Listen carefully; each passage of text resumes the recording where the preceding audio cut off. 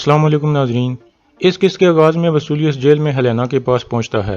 Helena کہتی ہے وہیں رک جاؤ اور دور رہو مجھ سے۔ وسولیس ایک طرف بیٹھ جاتا ہے اور کہتا ہے میں نے کیسے تم پر شک کیا، میں غصے میں اندھا ہو گیا تھا، میں نے تمہارا یقین نہ کر کے تمہیں دھوکہ دیا ہے۔ ہیلینا کہتی ہے اب تمہیں کیسے یقین آیا کہ میں بے گناہ ہوں؟ وسولیس کہتا ہے ارطغرل نے ہمارے ساتھ کھیل کھیلا تھا، مجھے معاف کر دو ہیلینا۔ ہیلینا کہتی ہے میں اس چیز کی حقدار نہیں تھی وسولیس، تم نے کیسے مجھ پر شک کیا تھا، اب میں تمہیں کیسے معاف کر سکتی ہوں؟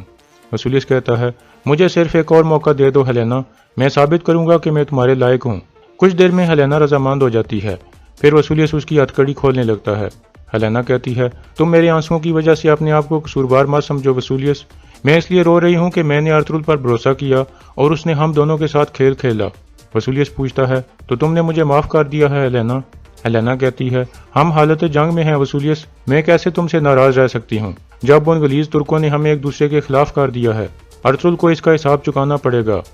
وسولیس کہتا ہے مجھے یقین نہیں آ رہا ہیلینا، خدا نے دوبارہ تمہیں مجھے سونپ دیا ہے، اب میں مرتے دم تک تم سے پیار کروں گا۔ پھر وسولیس اسے لے کر باہر کی طرف جانے لگتا ہے تو اتنے میں اس کا کمانڈر وہاں پہنچ جاتا ہے اور کہتا ہے اورال صحیح تھا جناب، اس کی بات ثابت ہو گئی ہے۔ اس کے بعد وہ سب باہر نکل جاتے ہیں۔ دوسری طرف ارطغرل نے دھندار کو اپنے پاس بلایا ہوا تھا اور اسے کہتا ہے اب تم بڑے ہو چکے ہو دھندار، اب وقت آ گیا ہے کہ ہم تمہارے لیے ایک لڑکی تلاش کریں، لیکن ہمیں دل کے معاملات میں جلدی نہیں کرنی چاہیے، اس وقت ہم ایک نازک صورتحال میں ہیں، اس لیے اس کام کے لیے یہ صحیح وقت نہیں ہے۔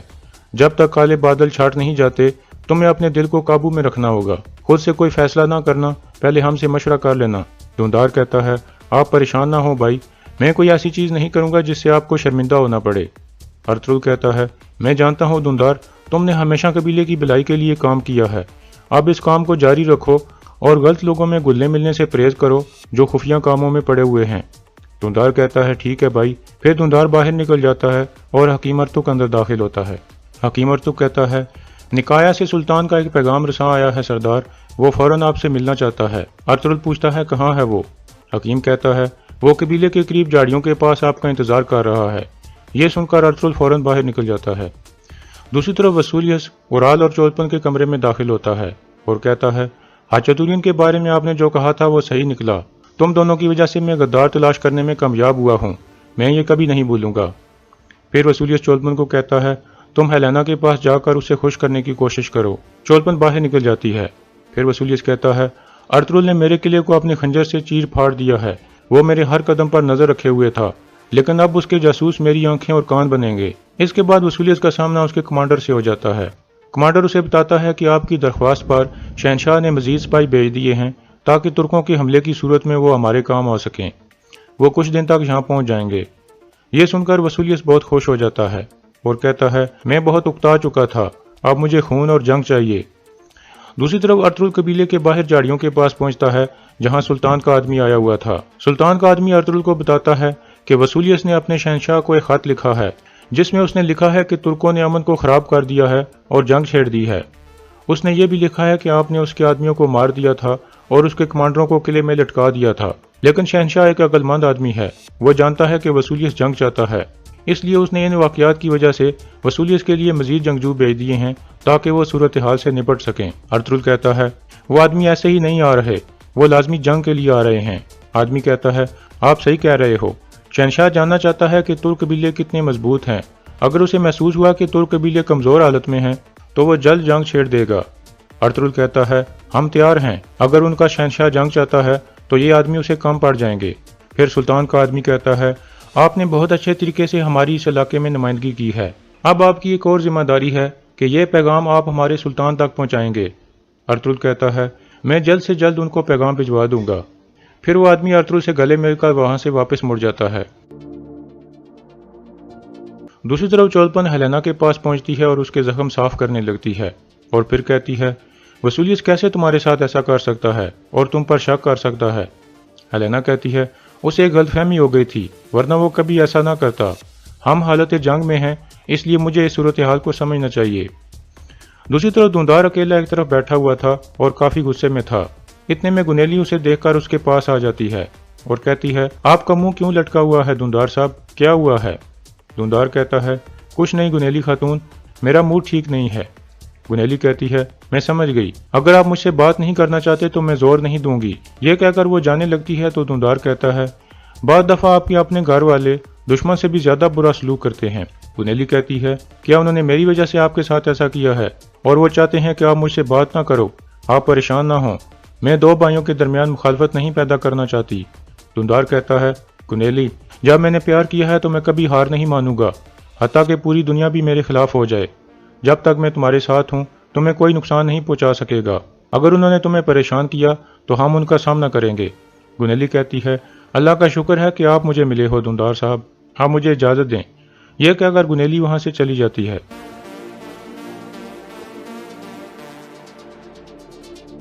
اس کے بعد دھندار اپنی والدہ کے پاس پہنچتا ہے اور کہتا ہے حلیمہ خاتون نہیں چاہتی کہ میں گنیلی کے ساتھ شادی کر سکوں، اس لیے انہوں نے بھائی کو بتا دیا، اور بھائی بھی چاہتے ہیں کہ میں گنیلی سے دور رہوں۔ ٹریننگ ایریا میں انہوں نے جو کیا اور اب اس کے بعد مجھے جو باتیں سنائی ہیں وہ بالکل مجھے اچھی نہیں لگیں، وہ مجھے غصہ دلا رہے ہیں۔ یہ کہہ کر دھندار وہاں سے چلا جاتا ہے اور حلیمہ خاتون کے روکنے کے باوجود بھی نہیں رکتا۔ تھوڑی دیر بعد ارطغرل واپس قبیلے میں پہنچ جاتا ہے اور عبد الرحمن کو کہتا ہے دوان اور دھندار کو بلا کر میرے پاس لاؤ۔